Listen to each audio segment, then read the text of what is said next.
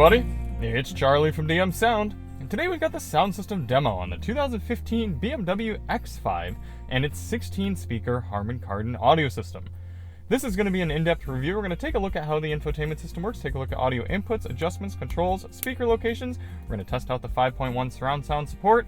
Then we're going to head out on the road and listen to these sample tracks while we're rolling, and I'll give you my thoughts at the end. Now, if you don't care about any of that stuff at the beginning and you just want to hear the music, click ahead in the video. We've got chapters to get you right to the tunes. And I want to point out that this car was provided to us by Eric over at OC Car Source. He, right here on his thing, says making, buying, and selling cars simple. And that's what he does. He's a car broker. If you've never heard of an auto or car broker before, I highly recommend you check out Eric at occarsource.com. Whether you're local to Orange County, Southern California here, or anywhere around the country, he can help give you advice and help you find a car that's going to be reliable and probably a better deal than you're going to be able to get doing it at the dealership on your own. Even if it's a new car, he's going to be able to negotiate and get you a car without the dealership hassle. So I highly recommend you check out OC Car Source for buying yourself a new vehicle. You can even get yourself this X3 if it's still available by the time you see this video. But before we get started, let's hop out and take a look at it. Like I said, this is a 2015 BMW X3. It's a 35i, meaning we've got the turbocharged inline 6. It's kind of fun to drive. I've actually been a little surprised with it. I might have time to squeeze in a little bit of a quick drive review. But if you do want to see more on the car, at least check the link below. I'll put my Winding Road test drive in there. And like I said, this is a vehicle for sale on a dealer lot right now, and if you hit up OC Car Source, Eric can take it for a test drive, have it inspected, and tell you whether it's a good idea to buy it or not.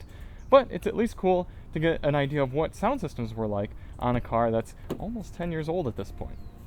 Now, we always do these tests with lossless, uncompressed WAV files on a USB stick plugged directly into the system. I brought my USB stick, and I also brought an auxiliary input just in case, because I knew this car was going to have an aux input. And we always use high-quality Roland binaural microphones in both of my ears, giving you the most realistic audio system demo on YouTube. We also do the test with the sound settings set to their factory default, so let's take a look at those now. Much older iDrive infotainment system here. I don't think it's touch capable. Nope, everything has to be done through this iDrive controller here. We're in the media screen. I'm going to go back to the left, and then back one more time, and that's going to get us to tone. Clicking in there, we've got adjustments for treble and bass, as well as front, rear, left, right, fader, and balance. But then if those aren't enough for you, BMW is giving you a 1, 2, 3, 4, 5, 6, 7 band equalizer right here, so you can really fine tune all of your different audio preferences. We're just going to go through treble and bass.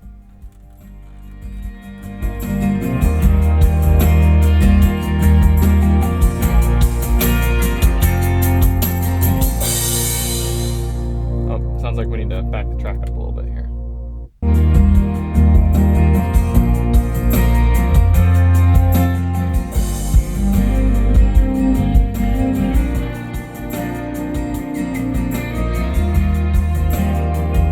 And like I said, if that's not enough adjustability there for you, you've got the 7-band equalizer. Then, down at the bottom of the screen, we see Logic 7 Surround. Now, when you reset the factory sound settings here, you get Logic 7 Surround turned on. However, I typically find music sounds more true to recording, and it is more true to recording, with Logic 7 Surround off. So we're going to play with it back and forth throughout the test, but most of my eval will be with it off. Let's hear what it sounds like. Now it's on, and we'll disable it.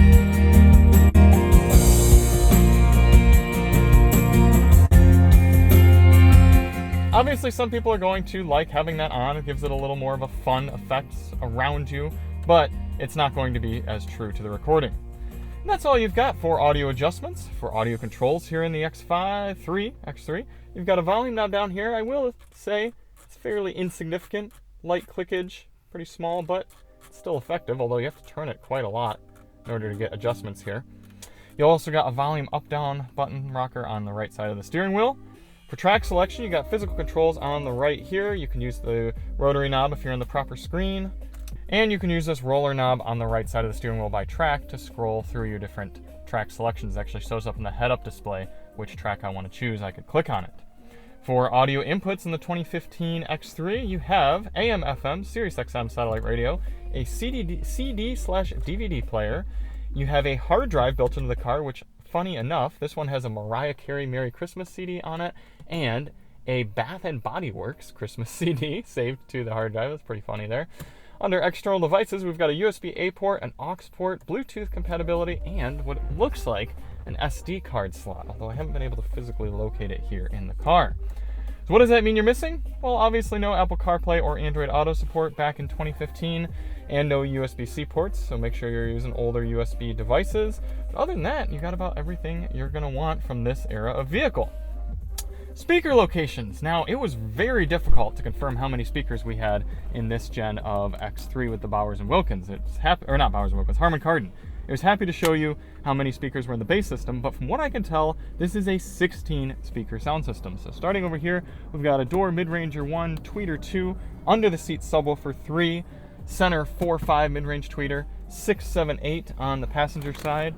Coming into the back, you're looking at a mid-range and tweeter 9, 10, 11, 12, and then the D pillars 13, 14, 15, 16 mid-rangers and tweeters. So they like to have a lot of that mid-range and tweeter, and because subwoofers are right under the front two seats, you feel that bass very intimately. Before we get on the road, let's test out the 5.1 capability of the system in case you want to listen to some 5.1 music. Welcome to the Immersive Audio Album Channel Configuration Test. Left, center, right, left surround. Hey, look at that. Right We got surround. 5.1 in here. Proper LFE The channel as Immersive well. Audio Album Channel. Okay, so they're giving you 16 speakers and a proper 5.1 capable system here in 2015 in the X3. That's pretty cool. Okay, with all that being done, let's head out on the road.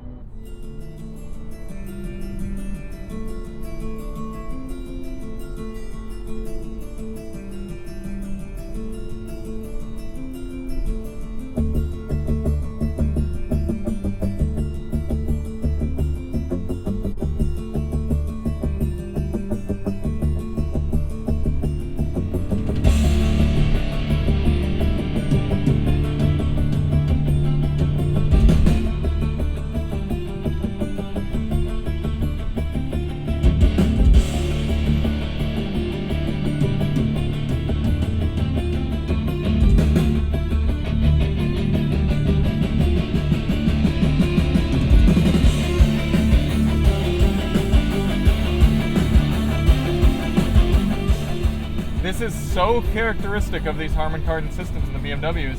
There's just too much mid-range. I'm getting too much in there. Fortunately, you can remedy that with the equalizer. You can drop that down a little bit, get a little bit of a better balanced system, but you've got so much sound coming from here, here, there, and not enough of the upper bass and lower mid-ranges to fill in and give you more of that driving, soul-satisfying experience. Side note, check that out. That is awesome. Dealer plate, okay. Very cool. Anyway, the highs are doing a decent enough job. I think I'd like to hear a little bit more way up top, but overall just not a super well balanced system, very characteristic of the early 2010s Harman Kardon systems as well, and even essentially what we hear in the modern X3. But for this next track, we will turn the bass all the way up and see what happens.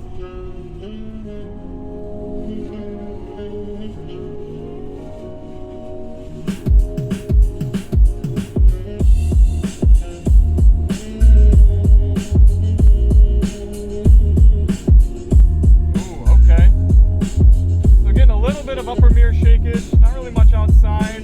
I'm feeling it a decent bit through my seat because they are right under me, but it's just not the same as having a big, healthy, rear-mounted subwoofer.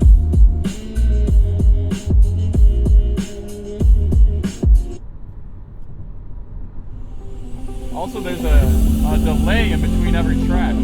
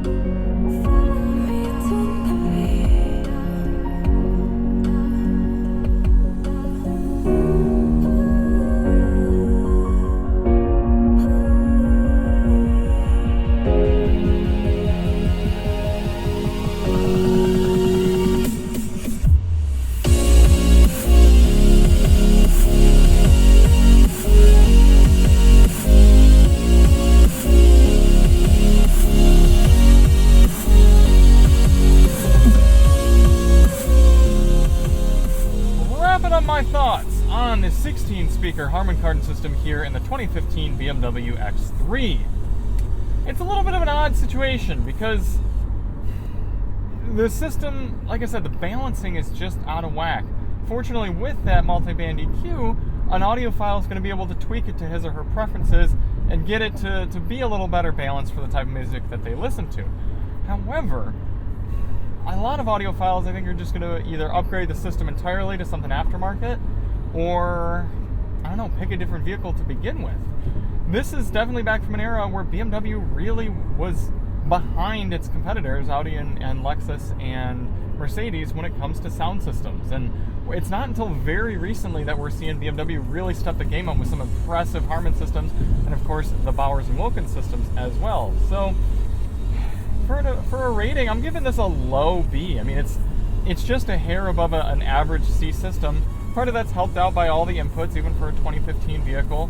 And there's a good amount of power. The speakers have quality to them, but it's just like so many other Harman Kardon systems we've seen. Even like the brand new 3 Series, the balance is out of whack from the factory. You got to tweak it to take down that mid-range. So thank you all so much for watching. If you do want to see more on this X3, check the link below. I did end up shooting a full review on it, or at least a quick drive review. And shout out to Eric over at OC OC Auto, why am I blanking? OC Car Source. OC Car Source for hooking us up, and we'll see you on the next one. I'm Charlie from DM Sound, and as always, drive on.